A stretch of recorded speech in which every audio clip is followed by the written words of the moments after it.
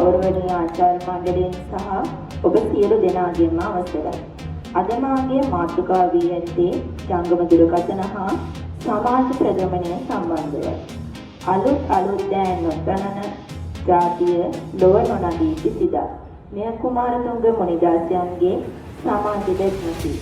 ජංගම දුරකථනයේද සමාජ ප්‍රගමනයේ හෙවත් දියුණුව කරා යොදාගත හැකි උපකරණයකි.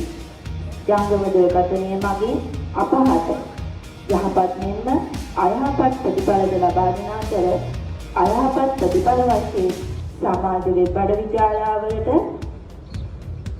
වැඩි කාලයක් නැඹුරු වීම මගින් දරුවන්ගේ අධ්‍යාපනය, විනෝදාස්වාදය, ඔවුන්ගේ සමාජ සම්බන්ධතා දුරැසීම වැනි බොහෝ දේවල් වලට මුහුණ පෑමට ඔවුන්ට සිදු වෙනවා.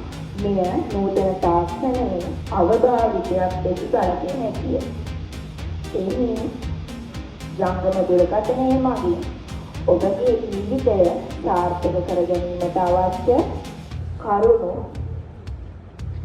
සමාජයේ ජීවිතයට ඇතුළත් කර ගනිමින් අයහපත් ප්‍රතිඵලයන් මගහරවා ගන්නා මෙන් ඉඳමින් ඔබ